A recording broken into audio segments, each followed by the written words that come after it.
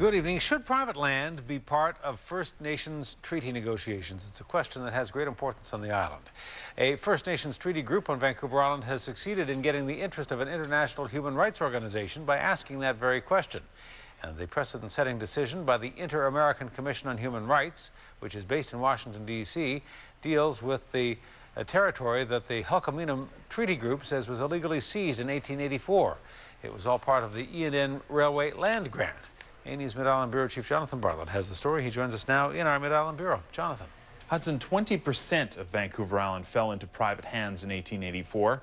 The E&N Railway Land Grant made Robert Dunsmuir a very wealthy man. But the Hul'qumi'num Treaty Group says it was outright theft of their land and say their human rights are still being violated today. In the Nanaimo Community Archives, there's an old map from 1913 showing Vancouver Island from Victoria to the Comox Valley.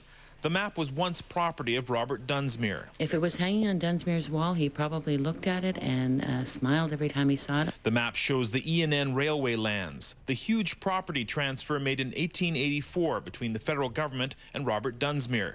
In return for building the rail line, Dunsmuir received $750,000, 2 million acres of land, with mineral and timber rights. In those days, he would have been, well, we would now call him a robber baron. He was no different from the Rockefellers and the Carnegies and those type of people. What seems to have been overlooked in that massive land grant was First Nations traditional territory. British Columbia and Canada just chose to ignore that and to ignore the fact that they had to deal with the First Nations. The Hul'qumi'num Treaty Group, representing 6,600 people from 6 First Nations, says that because of the E&N land grant, 85% of their traditional territory is now in private hands, making treaty negotiations difficult. The government has said that the only land that's on the table for negotiation is the Crown land. And because of the E&N land grant, there's very little Crown land. So we're placed in a very difficult position. After 14 years of stalemate, the treaty group has turned to the Inter-American Commission on Human Rights, the human rights arm of the Organization of American States. Their decision has cleared the way for a hearing. The commission has ruled in our favor, saying that, in fact, that there are no effective, what they call effective domestic remedies.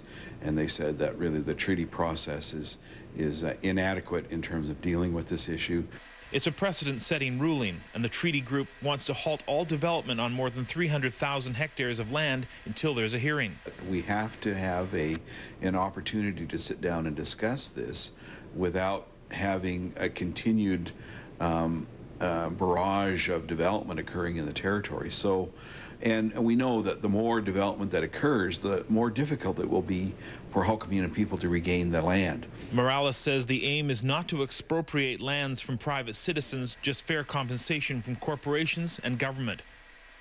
Now, it's not the first time Vancouver Island chiefs have gone outside the country to seek justice. In 1909, Hul'qumi'num chiefs went to England to petition the king in respect to their land claims. 100 years later, they're still waiting. Hudson? All right, Jonathan Bartlett reporting. Jonathan, thank you. You're welcome.